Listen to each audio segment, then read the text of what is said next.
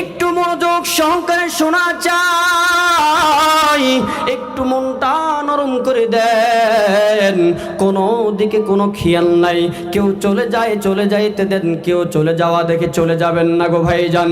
যতক্ষণ এই কোরআনের তাফসীর চলবে ততক্ষণ পর্যন্ত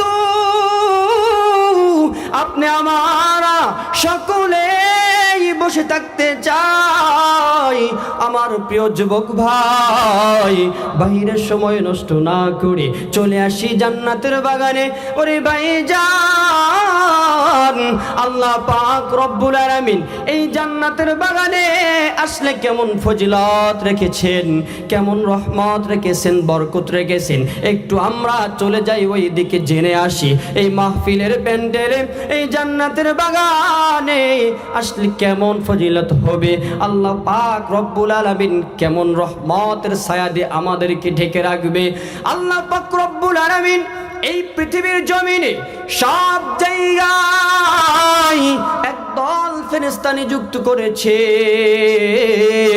একদল ফেরেশতারা শুধু দেখে কোথায় কোরআনের মাজলিস চলতেছে, কোথায় কোরআনের তাফসীর চলতেছে, কোথায় আল্লাহ পাকের জিকির চলতেছে।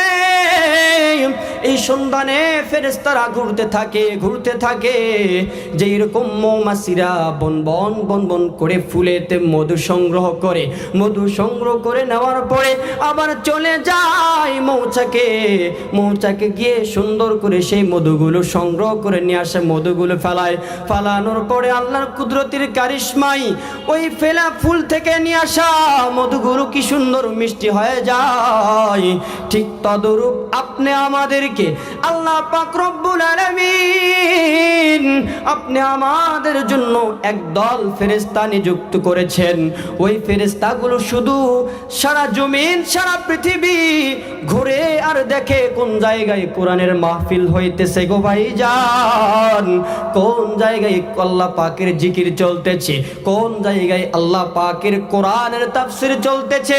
যদি একজন ফেরেশতা নজর করে দেখে ঠিক আইমা রসুলপুর ডিলার পাড়া মসজিদের পাশেই কোরআনের তাফসীর চলতেছে, ওই ফেরেশতাটাই সকল ফেরেশতাদেরকে দাওয়াত জানায়, সব কিছু জেনে দেয়, চলে আসো আমাদের সুন্দর স্থান পাওয়া গেছে।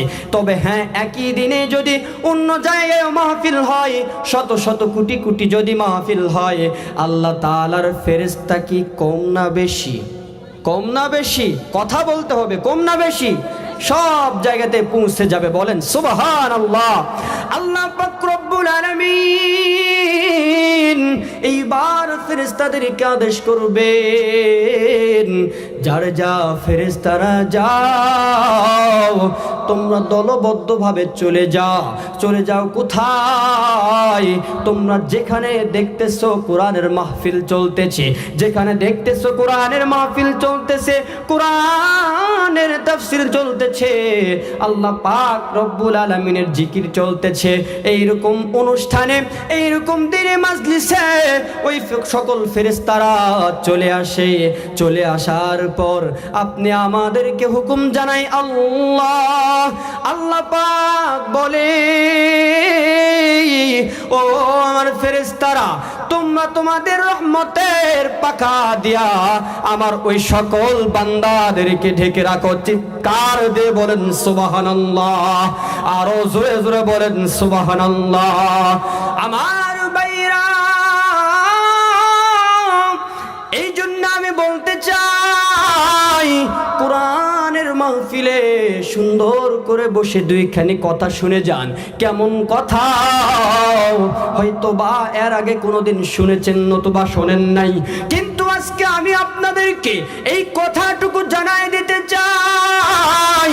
এই আইমা রসুলপুর ডিলার পাড়া, এই পাড়াতে এখন এই মুহূর্তে রহমতের ফেরেশতারা পাখা দিয়ে আপনি আমাদেরকে ঢেকে রেখেছেন গো ভাইজান। এইটা ভালো কথা না খারাপ কথা? ভালো কথা না খারাপ কথা? অবশ্যই ভালো কথা। এই জন্য আমি বলতে চাই,